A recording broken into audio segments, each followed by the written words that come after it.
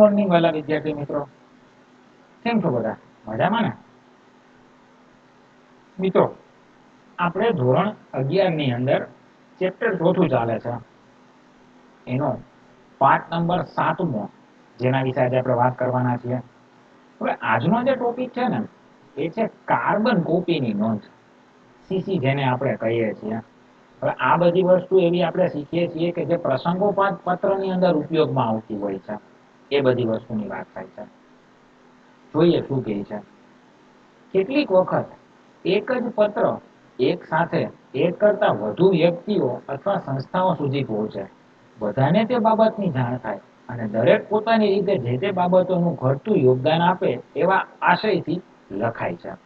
હવે પત્ર ઘણીવાર એવું બનતું હોય છે કે એક કરતા એક સાથે વધારે પડતા લોકો, વ્યક્તિઓ અથવા સંસ્થાઓ સુધી એક પત્ર પહોંચાડવાનો હોય છે. ખાસ કરીને કોઈ પરિપત્ર જયારે આવતા હોય ને, અથવા તો કોઈ નોટિસ હોય એવી રીતની, તો એક કરતા વધારે લોકોને પહોંચાડવાની હોય, તો એ વસ્તુની વાત થાય છે. આવા પત્રોમાં હસ્તાક્ષર પછી અન્ય પ્રસંગોપાત બાબતો બાદ છેલ્લે કાર્બન કોપીની નોંધ દ્વારા વ્યક્તિ સંસ્થાનો ઉલ્લેખ થાય છે.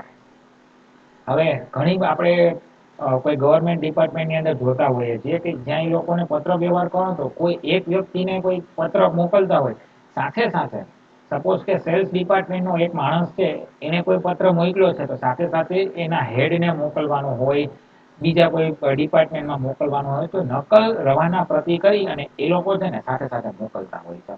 સેમ આ જ વસ્તુ આપણે ઈમેલની અંદર થાય છે. એમાં પણ સીસી જ આવે છે, કાર્બન કોપી.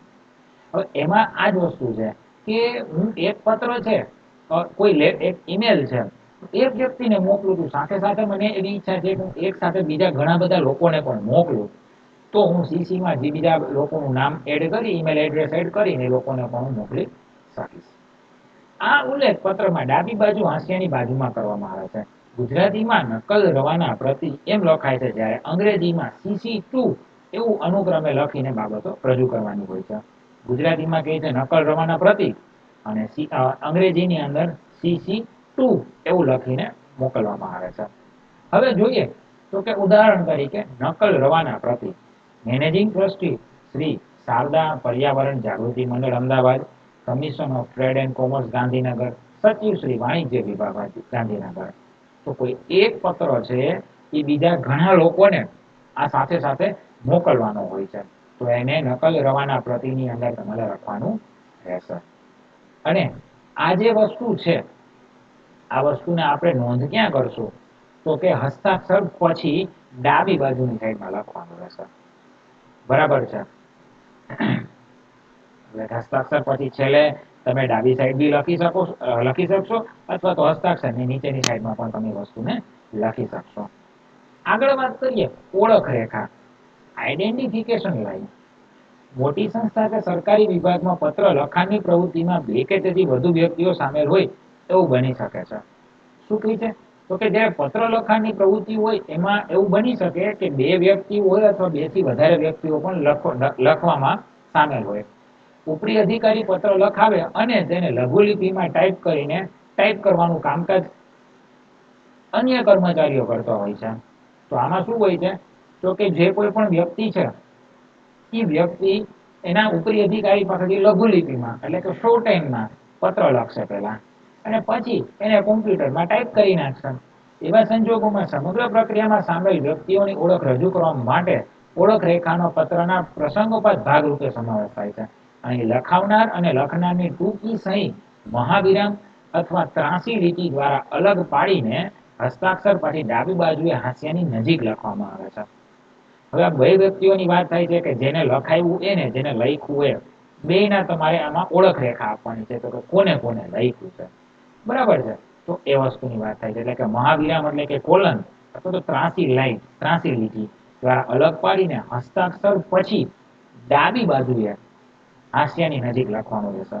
ઉદાહરણ તરીકે HDP રાજકોટ, સોરી JRT, અથવા તો HDP આડી લાઈન કરીને મૂક્યું છે JRT.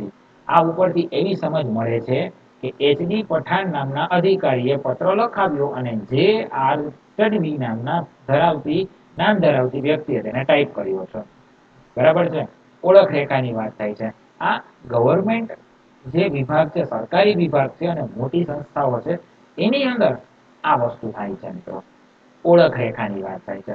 કોણે પત્ર લખ્યો, કોણે પત્ર લખાવ્યો, એની વાત થાય છે. તો આનું ઓળખ રેખા તરીકે ટપાલ રવાનગી અંગેની સૂચના શું કહે છે? Mailing instruction. પત્રની વિગતો અનુસાર પત્રને સાદી ટપાલ, રજિસ્ટર ટપાલ, રજિસ્ટર એડી, ટપાલ, સ્પીડ પોસ્ટ કે કુરિયર દ્વારા મોકલવું એ અધિકારી નક્કી કરી તે અંગે જરૂરી સૂચના આપે છે. જે તે ટપાલને કઈ રીતે મોકલવામાં આવી છે એની આધારભૂત વિગત ટપાલ રવાનગી અંગેની સૂચનાથી મળે છે. આ નોંધ પત્રની સૌથી ઉપર અથવા નીચેના ભાગમાં કરવામાં આવે છે. ઘણીવાર આપણે જોતા હોઈએ છીએ ને કે ટપાલ કઈ રીતે મોકલવાની વાત છે. સાદી ટપાલ છે, રજિસ્ટર ટપાલ છે, રજિસ્ટર એડી છે, સ્પીડ પોસ્ટ છે, તો કે જે રીતના કે કુરિયર દ્વારા એ વસ્તુ છે એ કાં તો જે આપણું જે પત્ર હોય એની વાત કરે છે. આ નોંધ સૌથી પત્રના સૌથી ઉપરના ભાગમાં અથવા સૌથી નીચેના ભાગમાં નોંધ કરવામાં આવે છે. તો કાર્બન કોપીની વાત કરી, ઓળખ રેખા વિશે વાત કરી, ટપાલ રવાનગી અંગેની સૂચના વિશે વાત કરી. ઉદાહરણ તરીકે રજિસ્ટર એડી ટપાલ દ્વારા અથવા તો કુરિયર દ્વારા. હવે વાત કરે છે તાજા કલમ એટલે કે તાક, જેને પોસ્ટ સ્ક્રિપ્ટ તરીકે ઓળખવામાં આવે છે. તાક એટલે શું?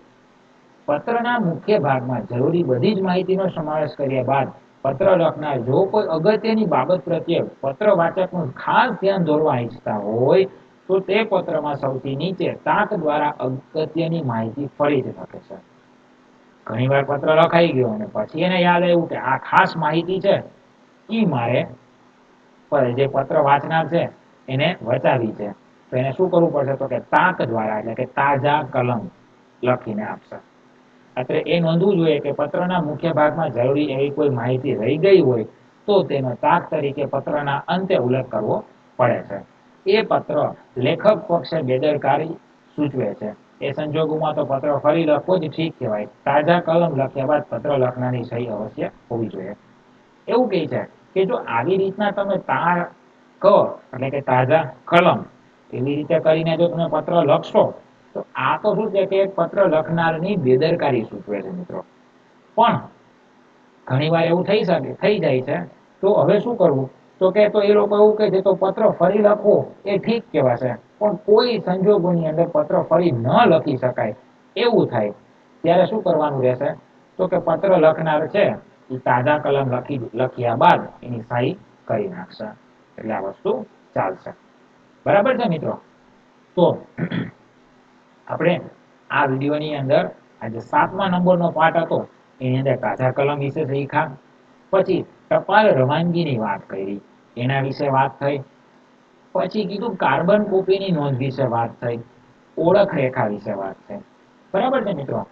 તો મિત્રો આ સાથે આપણું જે આ સીસી નું ચેપ્ટર નંબર 4 છે એને આપણે અહીંયા પૂરું કરીએ છીએ. હવે આશા રાખું છું કે સાથે 7 પાઠ છે ને તમને કમ્પ્લીટ અને સરખી રીતે સમજાઈ ગયા હશે.